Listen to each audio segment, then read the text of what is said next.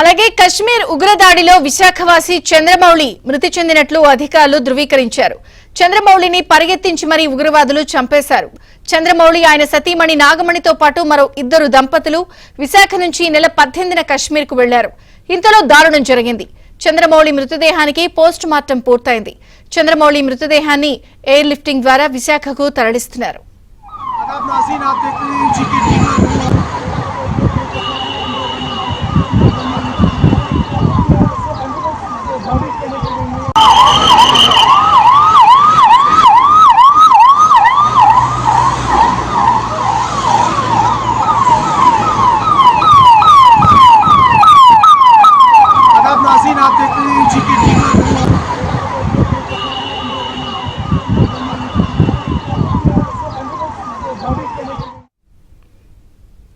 పహల్గాంలో జరిగినటువంటి ఉగ్రదాడి నేపథ్యంలో విశాఖవాసి మరణించినట్టు ధృవీకరించారు.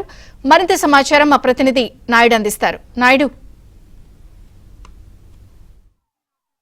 కాశ్మీర్ ఉగ్రదాడిలో మృతి చెందినట్లు ఉన్నటువంటి చంద్రమౌళికి సంబంధించినటువంటి అపార్ట్మెంట్లో ఉన్నాము.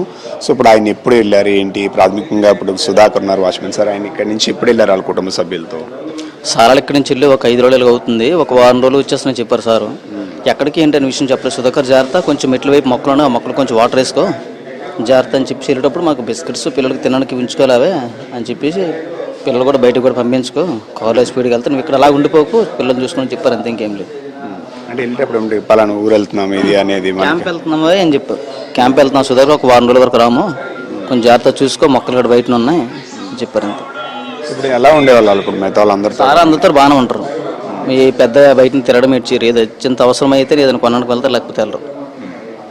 సో మరి మీకు ఇప్పుడు ఈ సమాచారం నార్మల్గా ఇప్పుడు అందరూ మీడియా ద్వారా మీకు తెలిసింది? మీడియా అందరూ TV9 మీ అందరూ వచ్చిన తర్వాత ఏటీఎల్కి వచ్చేసరికి మీరు ఫొటోస్ను సార్ చిప్స్ మౌలి సార్ అని చిప్స్ ఫోటో చూపించారు, చిన్నపేరని చెప్పారు, నాకే ఆందోళనగా అయిపోయింది. ఎందుకంటే వారం రోజులు వచ్చేస్తాను చెప్పారు సార్, సడన్ చనిపోయిన సరికల్లా. ఇక్కడ ఎవరెవరు ఉంటున్నారు ఇప్పుడు? సారు వాళ్ళ వైఫ్ తో పాటు పిల్లలు ఇక్కడే పిల్లలు ఆల్రెడీ ఇచ్చి వచ్చారు, అంతకుముందు వచ్చి ఒక 3 months 4 months ఉన్నారు పాప. తర్వాత పాప వెళ్ళిపోయారు. పాపని దేబెట్టిన తర్వాత ఒక 10 రోజుల తర్వాత సారాలు వెళ్ళి 2 ఆడపిల్లలు, వాళ్ళకి 2 ఆడపిల్లలు. సారాకి 2 ఆడపిల్లలు అంటే ఒక పాప నాకు తెలిసి పెద్ద పాప, ఇంకో పాప ఉన్నారంట. ఇప్పుడు సారాలు ఇక్కడికి వచ్చి ఎన్ని సంవత్సరాలు అయింది?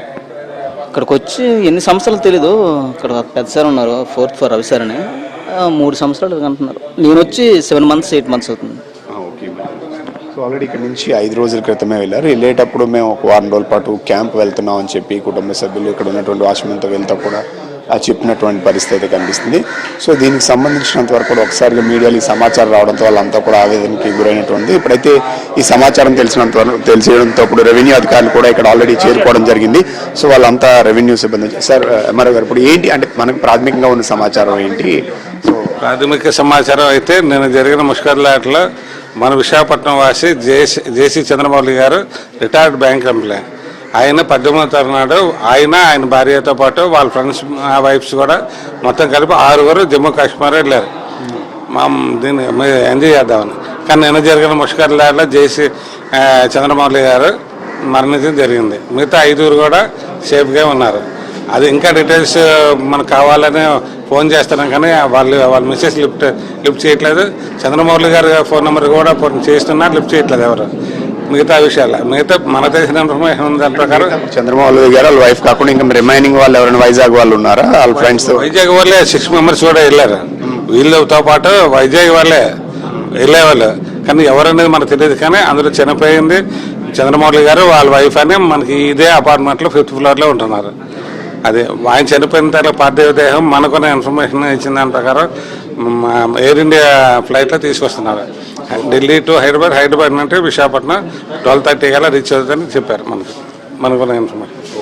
అంటే వాళ్ళ ఫ్యామిలీ మెంబర్స్ ఎవరైనా కాంటాక్ట్ అయ్యారు సార్ మీకు? ఇంకా ఎవరు లేరు. వాళ్ళ పిల్లలు ఏమో అబ్రాడ్లో ఉన్నారు, వాళ్ళు కూడా తెలియదు. మా వాచ్మెన్ కడితే వాచ్మెన్ కూడా పూర్తి వివరాలు తెలియదు వాళ్ళకి. వెళ్ళే ముందు మాత్రం జాగ్రత్త, మొత్తం ఇల్లంతా చూసుకో, మొక్కలు గట్రా నీళ్ళయ్యి అనేసి ఆ పిల్లలు కూడా చాక్లెట్ బిస్కెట్స్ ఇచ్చి వెళ్ళారు. సో ఇది ఎంఆర్ఓ గారు ఆల్రెడీ ఇప్పుడు ఈ సమాచారం తెలియడంతో అధికారికంగా ధృవీకరణ వచ్చిన తర్వాత రెవెన్యూ అధికారులు కూడా ఆల్రెడీ ఇక్కడ ఇంటికి చేరుకోవడం జరిగింది. వాళ్ళకి సంబంధించినటువంటి వివరాలను వీటిని కూడా తెలుసుకున్నారు. సో ఎయిర్ లిఫ్ట్ ద్వారా మధ్యాహ్నం తర్వాత మృతదేహం విశాఖకు వచ్చేటువంటి అవకాశం ఉంది. వాళ్ళ కుటుంబ సభ్యులు కూడా ఇక్కడ ఎవరు లేనటువంటి పరిస్థితి కనిపిస్తుంది. 2 పిల్లలు ఉన్నారు, వాళ్ళిద్దరు కూడా అబ్రాడ్లో ఉన్నటువంటి పరిస్థితి. మిగతా కుటుంబ సభ్యులు కొద్దిగా దూరంలోనే ఉన్నారు. అయితే మొత్తం 6 వెళ్ళినట్టు తెలుస్తుంది. 2 సమాచారం తెలిసింది. మిగతా 4 కూడా బాగానే ఉన్నారు. వాళ్ళు ఎవరైనా విషయాలు అయితే తెలియాల్సినటువంటి అవసరం ఉందని చెప్పి రెవెన్యూ అధికారులు కానీ వీళ్ళు కానీ చెప్తున్నటువంటి పరిస్థితి కనిపిస్తుంది. దీంతో అంటే ఈ ప్రాంతం కావచ్చు లేకపోతే ఈ అపార్ట్మెంట్లో ఒకసారిగా విషాద ఛాయలు అనేవి నెలకొన్నాయనేది మనకు తెలుస్తుంది. వీడియో జర్నలిస్ట్ అభిలాష్తో నాయుడు, విశాఖపట్నం నుండి.